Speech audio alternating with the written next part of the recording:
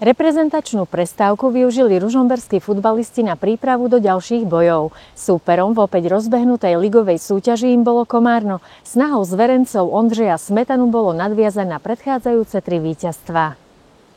Prvý polčas sa nič zásadné nedialo, ani jednému z mužstiev sa nedarilo diktovať tempo hry. Prvý zákrok brankára hostí prišiel po gomolovom zakončení, keď k nemu prepadol Seleckého center, no Sára s ním nemal žiadny problém.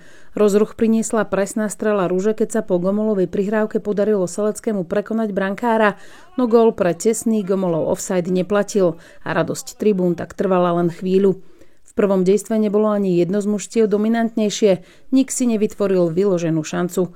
Rudzanova strela letela vysoko nad bránu.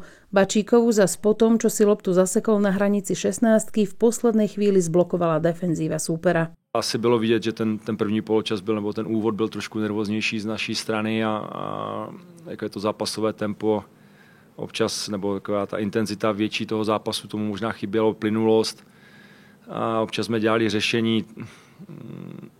I u jednoduchých situací jsme si to zbytečně komplikovali, spoustu autů komplikovaně a i rohu a možná tomu chyběla taková lehkost. Druhý polčas začala Ruža rázne a vytvorila si peknú šancu. Hladík šikovne posunul Bačíkovi, ten v 16-ke nabil Múdremu, jeho strelu však brankár zneškodnil. Vôbec prvá a napokon aj jediná strela hostí medzi 3 žrde ružomberskej brány prišla v 53. minúte a bola rovno gólová. Po zaváhaní Köstla Tamáš dostal loptu za ťapajou chrbát a Mojžiš už nemal šancu sklze gól odvrátiť. Ruža sa snažila hneď zareagovať a hoci sa Filovi podarilo rozvlniť sieť, ani druhý gól domácich neplatil, pretože predtým už bol Bačík s loptou za čiarou.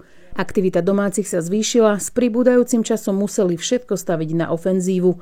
Malo tomu pomôcť aj viacero striedaní, no Ružomberčania nájsť recept na obrany Val Komárna nevedeli. Domáci vďaka svojej aktivite získali aj viacero štandardiek, ani jednu sa im však nepodarilo využiť na vyrovnanie. Ako by im chýbala priamočiarosť a svoje urobilo aj veľa zblokovaných striel. Územná prevaha Ruži nepomohla zvrátiť prehru, rovnako ako tučného strela k bližšej žrdi v poslednej minúte riadneho hracieho času, ktorá brankára neprekvapila. Horko těžko se oba týmy dostávali do šancí.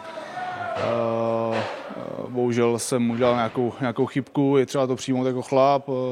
To je fotbal, k tomu patří, pak už jsme nestačili za to zareagovat. No, myslím, že jsme si ten zápas dneska prohráli, myslím si, že nedůrazem v jedné situaci a určitě, když to shrnu celkově, tak jsme měli být víc přesní a kvalitní, jak ani ne v té přípravné fázi. Ty si myslím, že jsme byli schopni toho soupeře obehrát, vyjet, ale na těch posledních 20-30 metrech si vytvořit ještě víc těch situací, tlaků, nebezpečných situací.